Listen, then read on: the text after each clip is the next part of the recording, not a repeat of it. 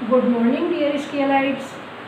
आज मैं आपको चैप्टर 20 संवाद लेखन पढ़ाऊंगी। संवाद किसे कहते हैं? संवाद का अर्थ होता है बातचीत। जो हम लोग आपस में बातचीत करते हैं, एक दूसरे से बोलते हैं, वही बातचीत हमारा संवाद कहलाती है।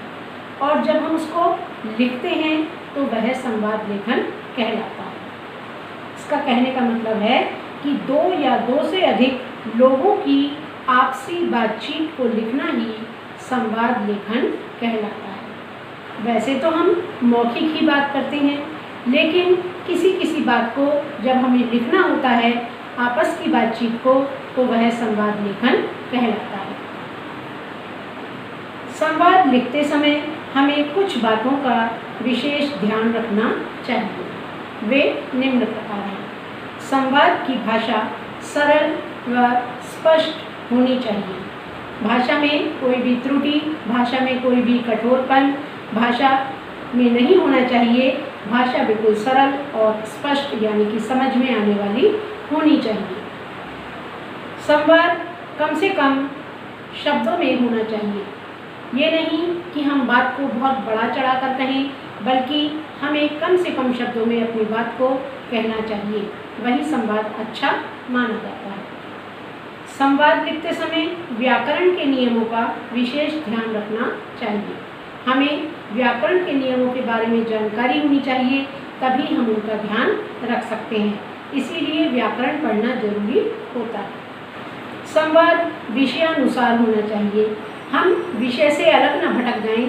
जो हमारा विषय है, जो हमारा बातचीत करने का विषय है, उस पर ही बातचीत करें, उससे अलग हटकर बातचीत ना करें।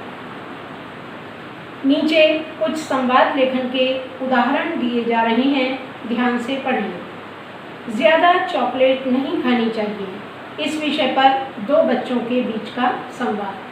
आजकल मोस्टली बच्चे जो है चॉकलेट खाने के शौकीन होते हैं, लेकिन वो चॉकलेट दांतों को बहुत नुकसान देती है।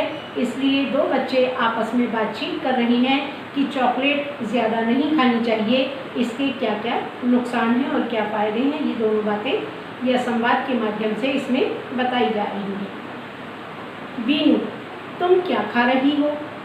शीनू, मैं चॉकलेट खा रही हूँ। बीनू, मैंने ध्यान दिया है कि तुम रोज़ चॉकलेट खाती हो। शीनू, हाँ, मुझे चॉकलेट बहुत पसंद है। बीनू, क्या तुम नहीं जानती कि ज़्यादा चॉकलेट खाने से दांत खराब हो जाते हैं? शीनू, जब मुझे भूख लगती है तो क्या खाऊं? ये दोनों सहेलियों की आपस में बातचीत चल रही है कि मुझे भूख लगती है तो मैं क्या खाऊं, मुझे चॉकलेट बहुत पसंद है, तुम रोज़ चॉकलेट खाती हो। ये बातें वो आपस में कर रही हैं। तो इनकी भाषा सरल भी है, स्पष्ट भी है, कम शब्दों में भी है और व्याकरण के भी लिए तर्क संगत है।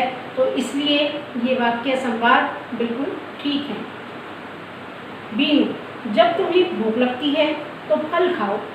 फल खाने से हमारी सेहत भी अच्छी रहती है और हम ताकतवर भी बनते हैं। यहाँ पर उसने फलों का उपयोग करने के लिए कहा, जो हमारे स्वास्थ्य के लिए अच्छे होते हैं, और चॉकलेट नुकसानदायक होती है, इसके बारे में भी उसने संकेत दे दिया। शीनू, हाँ, ये तो तुम ठीक कह रही हो, अब से मैं चॉकलेट ज़्यादा नहीं खाऊंगी।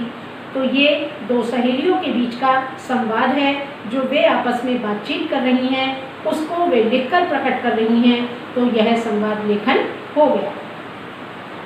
आओ पाठ दोहराएं।